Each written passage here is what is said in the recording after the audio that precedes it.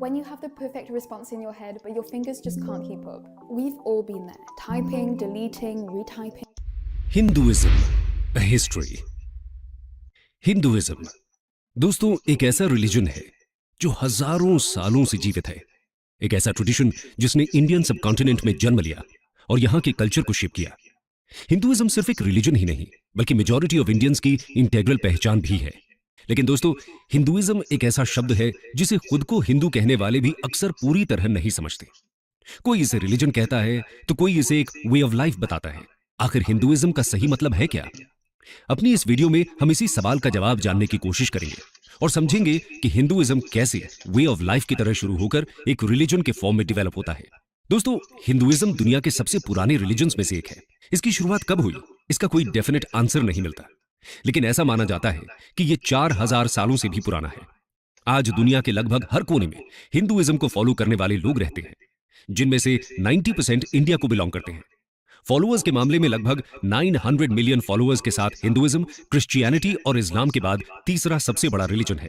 इसी के साथ साथ संस्कृत लैंग्वेज एक इंपॉर्टेंट लैंग्वेज जुड़ती है जो इसी के साथ ग्रो हुई और जिसने हिंदुइज्म के बिलीफ सिस्टम्स को स्प्रेड करने में है कि प्रोटो इंडो आर्यन और प्रोटो इंडो यूरोपियन लैंग्वेजेस भी संस्कृत से ही डेवलप होती हैं। आइए सबसे पहले हिंदू शब्द के ओरिजिन को समझते हैं। Origins of the word Hindu. दोस्तों हिंदू शब्द नॉर्दर्न इंडिया में फ्लो होने वाली रिवर इंडस से डिराइव हुआ है। एंशिएंट टाइम्स में इस रिवर को सिंधु नाम से जाना जाता था, लेकिन जब पर्शियंस का माइग्रेशन इंडिया में होता है तो वो इसे हिंदू कहते हैं और यहाँ के लैंड को हिंदुस्तान और रहने वाले लोगों को हिंदूज का नाम देते हैं। इस तरह हिंदू शब्द को पहली बार 6th सेंचुरी BCE में पर्शियंस ने यूज किया था। उस समय हिंदुइज्म शब्द एक कल्चरल से ज्यादा जियोग्राफिकल लेबल हुआ करता था। आगे चलकर इसे हिंदूज की रिलीजियस प्रैक्टिसेस को डिस्क्राइब करने के लिए यूज किया जाने लगा। रिलीजियस बिलीफ्स को डिफाइन करते हुए हिंदुइज्म शब्द का रेफरेंस पहली बार 7th सेंचुरी CE के एक Chinese text record of the western regions by Xuanzang में मिलता है। लेकिन ऐसा भी माना जाता है कि रिलीजियस प्रैक्टिसेस और बिलीफ्स को डिस्क्राइब करने के लिए इंग्लिश टर्म हिंदुइज्म का यूज इतना पुराना भी नहीं है। कहा जाता है कि इसे पहली बार 1816-17 में राजा राम मोहन रॉय ने यूज करना शुरू किया था। इसके बाद 1830 के अराउंड ब्रिटिश कॉलोनियलिज्म को अपोज करने और खुद को बाकी रिलीजियस ग्रुप से अलग दिखाने के लिए इंडियंस ने हिंदुइज्म को अपना रिलीजन बताना शुरू कर दिया था। यह वही समय था जब हिंदुस्तानी अपनी आइडेंटिटी के लिए सोल सर्चिंग कर रहे थे। यह तो बात हुई हिंदू और हिंदुइज्म शब्द के ओरिजिन की, लेकिन शब्द यानी कि टर्म तो बाद में आया था। इससे जुड़े बिलीफ्स और प्रैक्टिसेस का ओरिजिन और भी पुराना है। How did Hinduism start?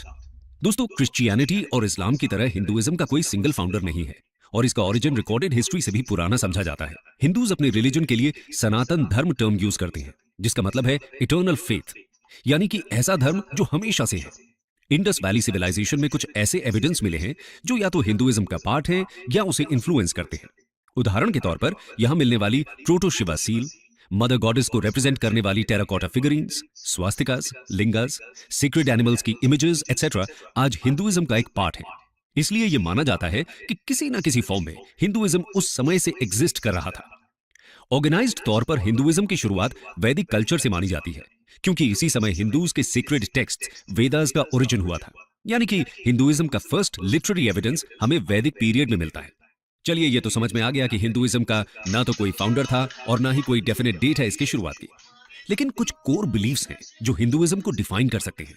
आइए जानते हैं कोर बिलीफ्स। दोस्तों हिंदुइज्म एक ऑर्गेनाइज्ड रिलीजन नहीं है और किसी सिंगल सिस्टमैटिक अप्रोच से इसके वैल्यू सिस्टम को नहीं समझा जा सकता, और ना ही 10 कमांडमेंट्स की तरह हिंदूज के पास कोई सिंपल सेट ऑफ रूल्स हैं। हिंदुइज्म के बिलीफ्स अक्सर लोकल, रीजनल, कास्ट और कम्युनिटी ड्रिवन प्रैक्टिसेस से इन्फ्लुएंस होते हैं। लेकिन फिर भी कुछ ऐसे बिलीफ्स हैं जो सभी वेरिएशंस में कॉमन कहे जा सकते हैं। इन्हें ही हम कोर बिलीफ्स कह रहे हैं। इसमें सबसे पहले आता है एक सुप्रीम बीइंग में विश्वास, जिसे हिंदुइज्म में ब्राह्मण कहा गया है। इसके अलावा कॉन्सेप्ट ऑफ कर्मा, सोल यानी कि आत्मा, रीइंकार्नेशन यानी पुनर्जन्म और मोक्ष हिंदुइज्म के सेंट्रल बिलीफ सिस्टम का पार्ट है। सोल या आत्मा का कॉन्सेप्ट कहता है कि सभी लिविंग क्रीचर्स में आत्मा होती है जो कि ईश्वर का ही अंश होती है। कर्म का कॉन्सेप्ट हिंदुइज्म में बहुत ही इंपॉर्टेंट है। इसके अनुसार लोगों के एक्शंस ही उनकी प्रेजेंट लाइफ और फ्यूचर लाइफ को डिटरमिन करते हैं। हिंदुइज्म में लाइफ के 4 मेन एम्स बताए गए हैं: धर्म, अर्थ, काम और मोक्ष। मोक्ष की प्राप्ति के बाद साइकिल ऑफ बर्थ्स का एंड हो जाता है और आत्मन सुप्रीम सोल में मिल जाती है। योग जिसका अर्थ है यूनियन विद गॉड भी हिंदुइज्म का एक इंपॉर्टेंट पार्ट है। लोगों को दुनिया भर में हिंदुइज्म का पता हो ना हो, पर योग का जरूर पता होता है। 2015 से जब से हर साल इंटरनेशनल योगा डे 21 जून को मनाया जाता है, तब से ये और फेमस हुआ है और लोगों को इसके real world benefits for physical, mental and spiritual wellbeing भी समझ आ रही है। आइए अब हिंदुइज्म के मेजर गॉड्स और सीक्रेट टेक्स्ट्स की बात करते हैं। Major gods, secret texts and different sects. दोस्तों, हिंदू वैसे तो एक सुप्रीम बीइंग में विश्वास करते हैं। सुप्रीम बीइंग यानी कि ब्राह्मण का कॉन्सेप्ट एक फॉर्मलेस गॉड, अल्टीमेट रियलिटी या ओमनी प्रेजेंट एनर्जी की तरह है। इसी के साथ साथ हिंदुइज्म में कहा गया है कि इसके अलग अलग रूप हो सकते हैं। यहीं से पॉलीथीइज्म का कॉन्सेप्ट आता है। हिंदुइज्म के अनुसार सब कुछ ईश्वर का ही एक अंश है और ये फॉर्म्स एंड अवतार्स मनुष्यों का भला करने के लिए लिए जाते हैं। इसी के साथ साथ हिंदू नेचर वर्शिप भी करते हैं। हिंदुइज्म में प्लांट से लेकर एनिमल्स तक सबकी पूजा होती है। नेचर वर्शिप करने के पीछे साइंटिफिक रीजंस भी हैं, जैसे कि हिंदुइज्म में बैनियन ट्री की वर्शिप का कॉन्सेप्ट है और हम सभी जानते हैं कि ये ट्री 24 घंटे ऑक्सीजन देता है। यानी कि हिंदुइज्म के फॉलोअर्स भी इस ट्री की इंपॉर्टेंस को जरूर समझते थे।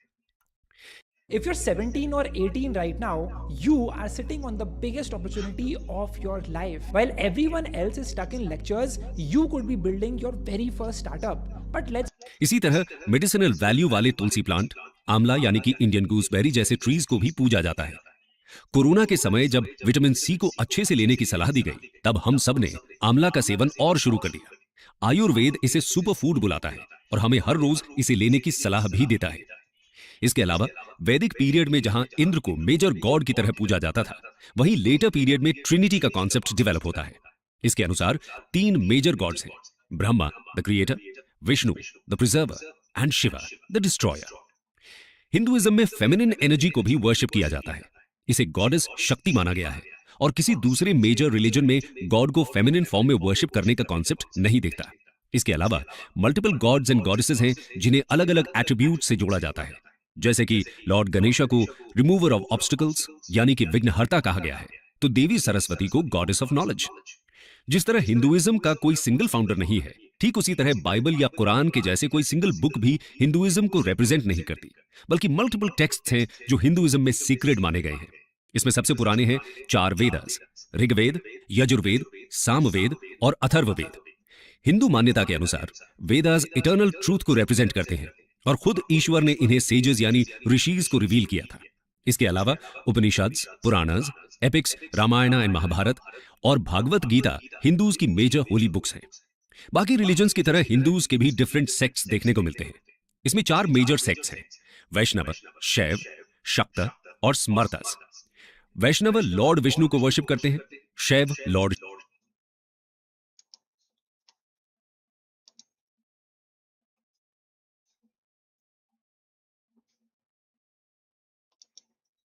शिवा को और शक्त देवी शक्ति को। वहीं स्मर्ता ट्रेडिशन में 5 डेटीज को एक सुप्रीम बीइंग का पार्ट मानकर वर्शिप किया जाता है। इनके अलावा और भी बहुत सारे सेक्ट्स और सब सेक्ट्स हिंदुइज्म का पार्ट है। हिंदुइज्म में मल्टीपल सेक्ट्स का डेवलपमेंट तो हुआ है, लेकिन बड़ी बात यह है कि इनके डेवलपमेंट में कोई हिंसा यानी वायलेंस देखने को नहीं मिलती। सभी सेक्ट्स एक दूसरे के साथ पीसफुली कोएग्जिस्ट करते आए हैं। इसकी बड़ी वजह यह है कि सभी हिंदू सेक्ट्स के कोर बिलीफ्स सेम ही हैं और फिलोसॉफिकल बेसिस पर ये एक दूसरे को काउंटर नहीं करते। एक दूसरे के एग्जिस्टेंस को सेक्ट्स रेडिली एक्सेप्ट करते हैं, क्योंकि टॉलरेंस हिंदुइज्म का एक कोर बिलीफ है। ये तो बात हुई हिंदूज के रिलीजियस बिलीफ्स, उनके गॉड्स और मेजर टेक्स्ट्स की। अब हिंदुइज्म के साथ इवॉल्व हुए सोशल सिस्टम के बारे में बात करते हैं। Evolution of Hindu social systems. दोस्तों, हिंदुइज्म में सोशल ऑर्डर की फाउंडेशन वर्ण सिस्टम से बनती है। वर्ण सिस्टम का ओरिजिन ऋग्वेद के पुरुष सूक्त में मिलता है। इसके अनुसार सोसाइटी को 4 वर्णास में डिवाइड किया गया है: ब्राह्मण्स, क्षत्रियस, वैश्यस और शूद्रस।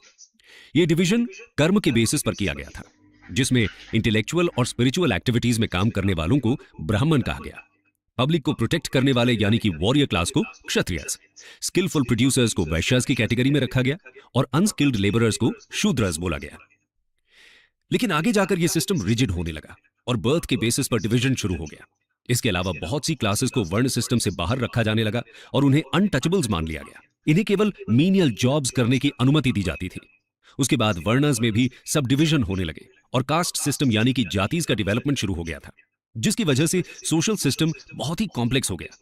इसके साथ ही लोअर वर्णास और अनटचेबल्स के साथ इनइक्वालिटी का बिहेवियर किया जाने लगा। इन सब ईवल प्रैक्टिसेस ने सोसाइटल फैब्रिक को कमजोर कर दिया। सभी वर्णास के लिए अलग अलग सोशल रूल्स के साथ ही डिफरेंट रिलीजियस रिचुअल्स भी प्रिस्क्राइब कर दिए गए थे। इसकी वजह से हिंदुइज्म एक कॉम्प्लेक्स सोशल ऑर्डर नजर आने लगा था। इस कॉम्प्लेक्सिटी की वजह से ही 6th सेंचुरी बीसी में बुद्धिज्म और जैनिज्म जैसे डिफरेंट रिलीजियस ट्रेडिशंस पॉपुलर होने लगते हैं। एक वक्त पर बुद्धिज्म और जैनिज्म का दबदबा पूरे इंडियन सबकॉन्टिनेंट में हो जाता है और हिंदुइज्म कुछ हद तक डिक्लाइन होता दिखता है। लेकिन एक बार फिर हिंदुइज्म को रिवाइव करने का काम भी शुरू होता है। Revival and reform in Hinduism. दोस्तों, इतना पुराना रिलीजन होने के बाद भी हिंदुइज्म आज तक सरवाइव कर रहा है। इसकी एक बड़ी वजह यह है कि समय समय पर हिंदुइज्म में रिफॉर्म्स लाए गए और इसे रिवाइव किया जाता रहा। फिर चाहे वो 7th से 8th सेंचुरी के बीच शुरू हुए साउथ इंडियन भक्ति मूवमेंट के द्वारा किया गया हो या फिर अलग अलग आचार्याज के द्वारा। भक्ति मूवमेंट के दौरान अलवर्स और नायनार सेंट्स ने रिजिड कास्ट सिस्टम को चैलेंज किया, साथ ही रिचुअल्स और रिलीजियस प्रैक्टिसेस को भी सिंप्लीफाई करने का काम किया। उनके प्रयासों से ही हिंदुइज्म बुद्धिज्म और जैनिज्म से मिल रहे चैलेंजेस को मात दे पाता है। इतना ही नहीं, हिंदुइज्म समय के साथ लोकल कल्ट्स और डेटीज को भी अब्सॉर्ब कर लेता है।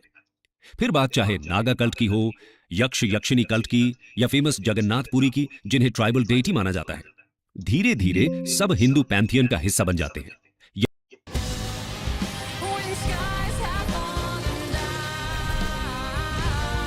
यहां तक कि बुद्ध को भी विष्णु का एक अवतार बताया जाता है।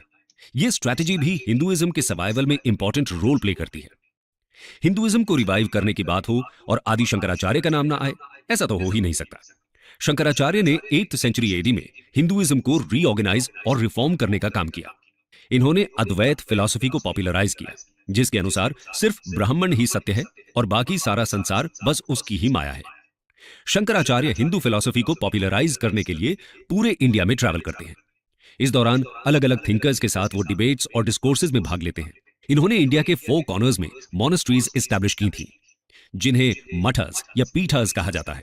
श्रृंगेरी में शारदा पीठ, द्वारका में कलिका पीठ, बद्रिकाश्रम में ज्योति पीठ और जगन्नाथपुरी में गोवर्धन पीठ की स्थापना की गई। इन्हें हिंदुइज्म के 4 धाम कहा जाता है। इस तरह उन्होंने जियोग्राफिकली भी हिंदुइज्म के फॉलोअर्स को जोड़ दिया था। इन्होंने पंचायतन फॉर्म ऑफ वर्शिप को भी पॉपुलराइज किया, जिसमें 5 डेटीज गणेश, शिव, विष्णु, सूर्य और देवी की एक साथ पूजा की जाती है। इसमें कहा गया है कि ये सभी सुप्रीम बीइंग यानी कि ब्राह्मण के ही अलग अलग फॉर्म्स हैं। इस तरह शंकराचार्य ने डिफरेंट सेक्ट्स को भी यूनाइट किया। इसके अलावा हिंदू स्क्रिप्चर्स को भी इन्होंने सिंप्लीफाई किया। शंकराचार्य ने वेदास, उपनिषद्स, पुराणास जैसे रिलीजियस टेक्स्ट पर कमेंट्रीज लिखकर इनकी टीचिंग्स को एक बार फिर से जीवित करने का काम किया था। शंकराचार्य के बाद रामानुजा, माधवाचार्य जैसे सेंट्स ने भी हिंदुइज्म को रिफॉर्म करने में अपना योगदान दिया। इसके बाद मिडीवल पीरियड में जब इस्लाम ने हिंदुइज्म को चैलेंज करना शुरू किया, तो निर्गुण और सगुण भक्ति सेंट्स ने हिंदुइज्म को पॉपुलर बनाए रखा।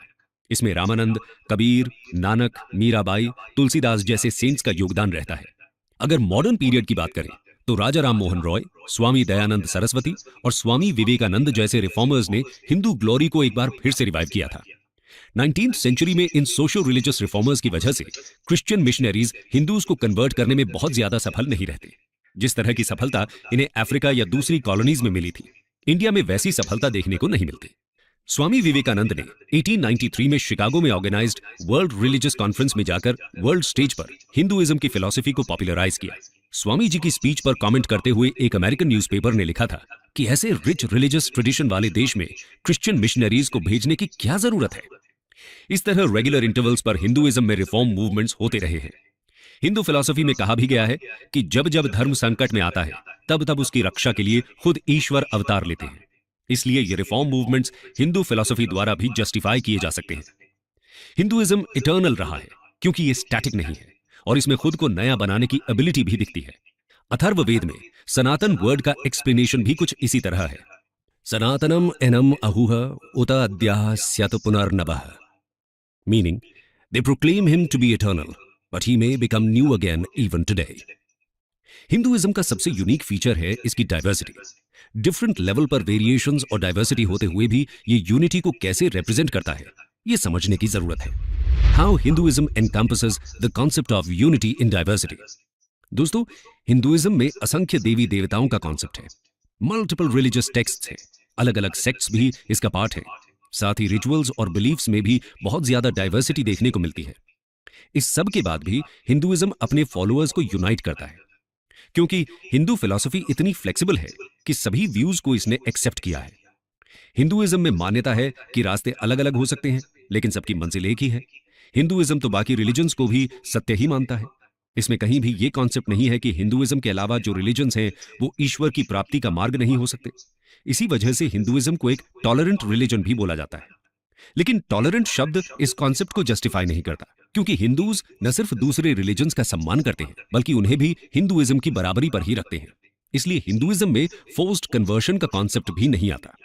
हिंदुइज्म की हिस्ट्री में कभी भी दूसरे रिलीजन के अगेंस्ट धर्म के नाम पर वॉर नहीं हुए हैं। फिर चाहे वो वसुधैव कुटुंबकम की फिलॉसफी हो, जिसके अनुसार पूरा विश्व एक ही फैमिली माना जाता है, या फिर सर्वे भवन्तु सुखिनः जैसे हिम्स, हिंदुइज्म हमेशा ही सबके कल्याण की बात करता आया है। हिंदुइज्म में संपूर्ण मानव जाति के इक्वल वर्थ का भी कॉन्सेप्ट है। यह हमें इस एंशिएंट हिम से साफ पता चलता है।